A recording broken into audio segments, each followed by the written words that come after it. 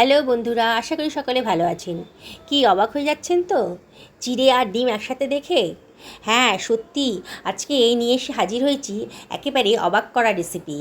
চিড়ে আর ডিম দিয়ে একটা নাস্তা বানাবো। এই জন্যে আমি 2 বাটি মতো চিড়ে আমি নিয়ে নিয়েছি, ভরা ভরা 2 বাটি নিয়েছি, বেশি পরিমাণেই বানাবো। এবার চিড়েটাকে আমি জল দিয়ে ধুয়ে নিচ্ছি। আমি এখানে পাতলা চিড়ে নিয়েছি, আপনাদের বাড়িতে যে চিড়ে আছে সেই চিড়েই নিতে পারেন, মোটা কিংবা পাতলা যাই হোক না কেন। জল দিয়ে চিড়েটাকে ভালো করে 2-3 বার ধুয়ে নেব। দেখুন, 2-3 বার ধোয়ার ফলেই কিন্তু চিড়েটা একেবারে নরম হয়ে গেছে, পাতলা চিড়ে তো। আর যদি এটা মোটা চিড়ে নেন তাহলে জল দিয়ে একটু ভিজিয়ে রাখবেন নরম না হওয়া পর্যন্ত। আমি কতগুলো ভেজিটেবলস নিয়ে নিয়েছি। প্রথমে নিয়েছি 2খানা পেঁয়াজ, পেঁয়াজের খোসাটা ছাড়িয়ে নিয়েছি। পেঁয়াজটা মাঝখান দিয়ে কেটে ওপরে সাদা অংশটা কেটে বাদ দিয়ে দিলাম, আর পাতলা পাতলা করে কুচি কুচি করে কেটে নিচ্ছি। বন্ধুরা, একেবারে অবাক করা রেসিপি আজকে তৈরি করব। যাকে খাওয়াবেন সেই কিন্তু অবাক হয়ে যাবে। রেসিপিটা একেবারে নতুন ধরনের। রোজ একঘেয়ে জলখাবার খেতে তো ভালো লাগে না, তাই একদিন এরম করে বানিয়ে নিন।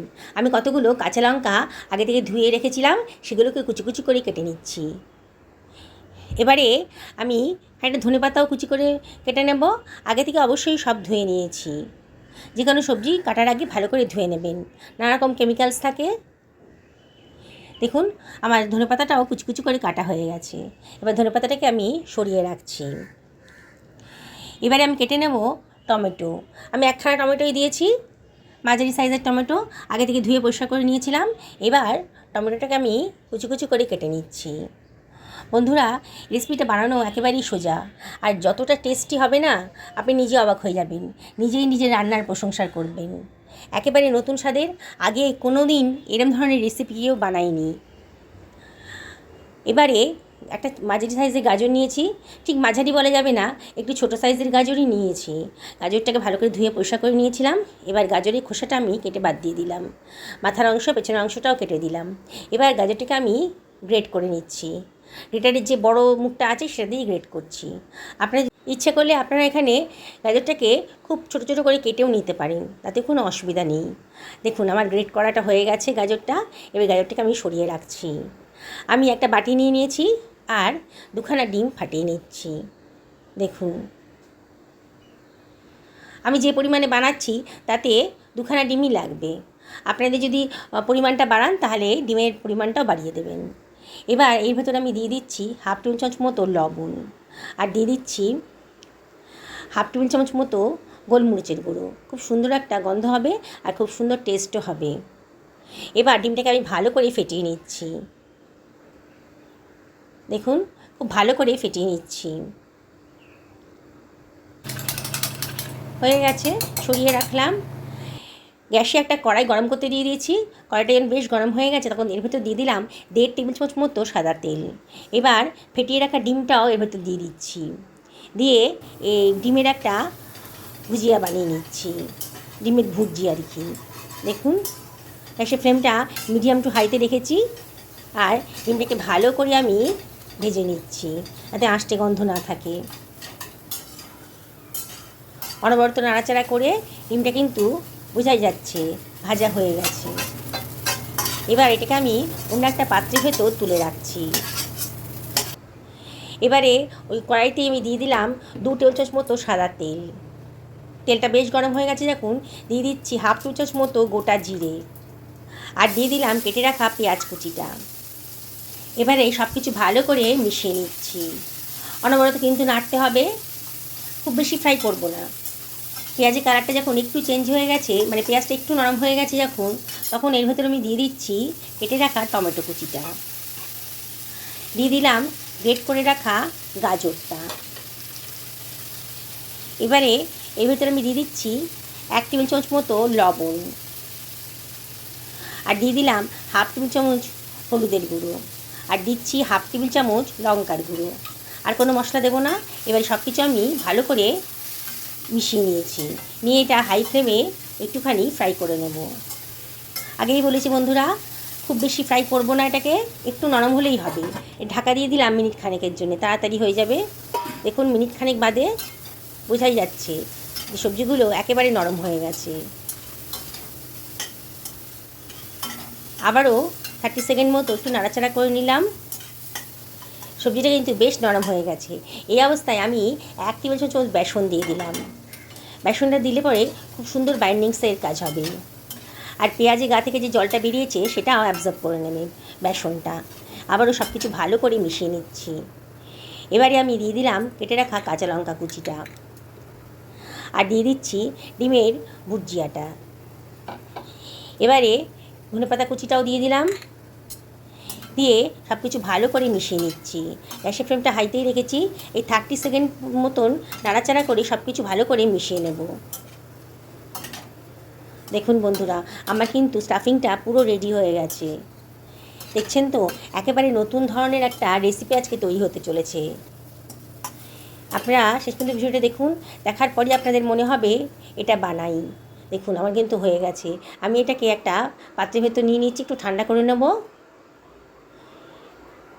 আমার চিড়েটা দেখুন একেবারে নরম হয়ে গেছে আর বেশ ফুলে উঠেছে। এবার চিড়েটাকে আমি একটা পাত্রের ভেতর নিয়ে নিলাম। দিয়ে দিলাম 1 টেবিল চামচ লবণ, 1/2 টেবিল চামচ হলুদের গুঁড়ো, 1/2 টেবিল চামচ লঙ্কার গুঁড়ো, আর 1/2 টেবিল চামচ জিরের গুঁড়ো। আর হাতে ডলে 1/2 টেবিল চামচ জোয়ানও দিয়ে দিলাম, অম্ল গ্যাসের প্রতিরোধক।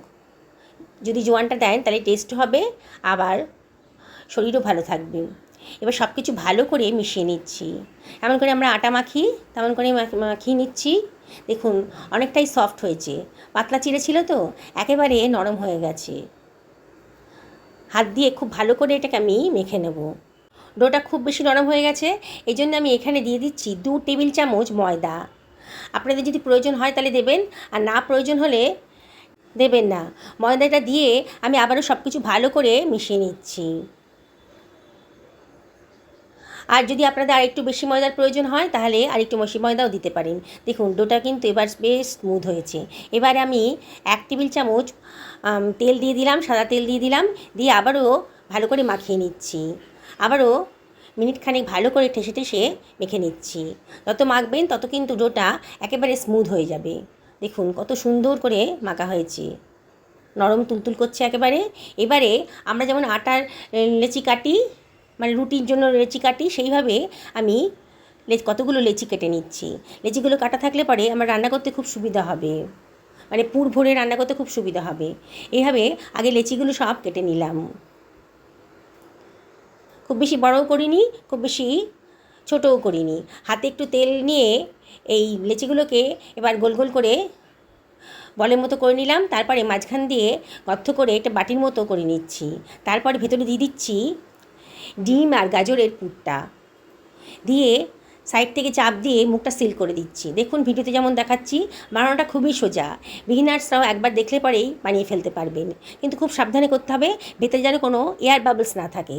এয়ার বাবলস থাকলেই কিন্তু যখন তেলে দেবো এটা ফেটে যাবে। দেখুন গোল করে নিয়ে আবার হাত দিয়ে চ্যাপটা করে নিলাম। আমি এরম করে করছি, আপনারা যে কোনো শেপেই করতে পারেন। দেখুন আমি আরেকটা বানিয়ে দেখাচ্ছি। আগেই বলেছি বন্ধুরা, খুব সাবধানে আলতো হাতে করবেন যাতে কোনো ক্র্যাক না থাকে, মানে কোনো ফাটল না থাকে। দেখুন কত সুন্দর বানানোটা, একবার দেখলেই কিন্তু বানিয়ে ফেলতে পারবেন। শুধু লক্ষ্য রাখবেন যাতে ভেতরে কোনো এয়ার বাবলস না থাকে। দেখুন এইভাবে আমি নাস্তাগুলোকে রেডি করে ফেলছি। সমস্ত নাস্তাগুলো রেডি হয়ে গেছে আমার। এবারে একটু দেখতে সুন্দর লাগবে বলে একটা চাকির ওপরে এটাকে নিয়ে নিয়েছি। ওপরে দিয়ে দিচ্ছি একটুখানি ধনেপাতা কুচি, আর ওপর থেকে দিয়ে দিলাম একটুখানি সাদা তিল। আপনাদের কাছে সাদা তিল থাকলে দেবেন, আর কালো তিল থাকলে আরও বেশি ভালো লাগতো দেখতে। আমার কাছে ছিল না, আমি সাদা তিলই দিলাম। দেখুন আবার আরেকরকম করে দেখাচ্ছি। রুটিবেলা চাকির ওপরেই ধনেপাতা আর সাদা তিলটা ছড়িয়ে দিয়েছি। এবার নাস্তাগুলোকে একটু কোট করে নিচ্ছি, আরও তাড়াতাড়ি হয়ে যাচ্ছে। দেখুন দেখতে সুন্দর লাগবে আর খেতে তো ভালোই লাগবে। এইভাবে সমস্ত নাস্তাগুলোকে আমি রেডি করে নিচ্ছি। দেখুন কত তাড়াতাড়ি হয়ে যাচ্ছে। এবার শুধু রান্না করলেই তো হবে না, তাড়াতাড়িও করতে হবে। দেখুন কত তাড়াতাড়ি আমার নাস্তাগুলো রেডি হয়ে যাচ্ছে, দেখতে কত সুন্দর লাগছে। একটা প্যানের ভেতর আমি তেল গরম করতে দিয়ে দিয়েছি। এবার নাস্তাগুলোকে আমি এর ভেতরে ফ্রাই করে নেবো। একসঙ্গে তো সবগুলো হবে না, আমি তিনটে করে করছি।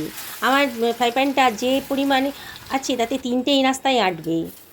ঠাসি করে বেশি নাস্তা একসঙ্গে দেবেন না, তাহলে কিন্তু সব ভেঙে যাবে। হাই ফ্লেমে রেখেছি আর ওপর থেকে চামচ দিয়ে একটু তেল দিয়ে দিচ্ছি।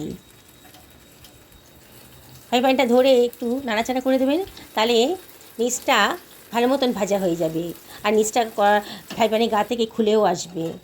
প্রথমে খুব নরম তো, তাই এটা উল্টানোর সময় আর একটা কিছুর মদত নেবেন, একটা খুন্তি কিংবা চামচের মদত দিয়ে এটাকে উল্টে দেবেন। গ্যাসের ফ্লেমটা মিডিয়াম টু হাইতে রেখে দেবেন। প্রথমে হাই ফ্লেমে দেবেন, তারপরে মিডিয়াম টু হাইতে করে দেবেন। দেখুন বেশ বোঝা যাচ্ছে সুন্দর করে ভাজা হয়ে গেছে। প্রথমবারই আর একটা কিছু দিয়ে উল্টাতে হবে, পরের বার কিন্তু বেশ শক্ত হয়ে গেছে। আপনি খুন্তি দিয়ে এটাকে ওলট পালট করে ভেজে নিতে পারবেন। খুব সুন্দর করে ভাজা হয়ে গেছে, একেবারে মুচমুচে ভাজা হয়ে গেছে। এবার আমি তেলটা ঝরিয়ে একটা ছাঁকনি দিয়ে তুলে রাখছি। চেষ্টা করবেন তেলটা যত সম্ভব ঝরিয়ে নিতে। দেখুন আমি তিনটে নাস্তা রেডি হয়ে গেছে, সরিয়ে রাখলাম। আরও তিনটে নাস্তা আমি ফ্রাই প্যানে ভাজতে দিয়ে দিলাম। প্রথমবার ভাজতে একটু অসুবিধা হয়, পরের বার যখন তেলটা সেটিং হয়ে যায় তখন কিন্তু আর পরেরগুলো ভাজতে আর অতটা অসুবিধা হয় না। এ আমাদের ধোসা বানানোর মতন, প্রথমবারে ধোসাটা উঠতে একটু কষ্ট হয়, পরের বার কিন্তু ধোসা চটপট উঠে যায়, তাই কি না বলুন? এখানেও তাই। দেখুন প্রথমবার ভাজতে আমার যেমন অসুবিধা হচ্ছিল, এবার কিন্তু একটু অসুবিধা হয়নি। দেখুন কি সুন্দরভাবে নাস্তাগুলো ভাজা হয়ে গেল। এবার আমি এগুলোকে তুলে নিচ্ছি তেল থেকে। বন্ধুরা রেসিপিটা এতটা মজার, বাচ্চাদের যখন দেবেন না টিফিনে, তখন তারা খুব মজা করে খেয়ে নেবে। শুধু বাচ্চারা কেন, বড়রাও কিন্তু খুব পছন্দ করবে এই রেসিপিটা। একেবারে নতুন ধরনের রেসিপি। দেখুন আমি এটাকে সার্ভ করে দিচ্ছি। বন্ধুরা রেসিপিটা যদি ভালো লাগে তাহলে একটা লাইক করবেন আর কমেন্ট করে জানাবেন যে আপনাদের কেমন লাগলো। পুরনো বন্ধুদেরকে অনেক ধন্যবাদ, তাদের সাপোর্টের ফলেই আজকে আমি এখানে আসতে পেরেছি। দেখুন বন্ধুরা একেবারে ক্যামেরার সামনে নিয়ে এসে দেখাচ্ছি, কত সুন্দর দেখতে লাগছে। দেখুন কি সুন্দর দেখতে লাগছে। আমি এটা ভেঙে দেখাচ্ছি। দেখুন পুরে ঠাসা রেসিপিটা কতটা টেস্টি, দেখেই মনে হচ্ছে খুব টেস্টি হবে। নতুন বন্ধুদেরকে রিকোয়েস্ট করব আমার চ্যানেলটা সাবস্ক্রাইব করার জন্যে। সকলে ভালো থাকুন এই কামনা করে ভিডিওটা শেষ করলাম।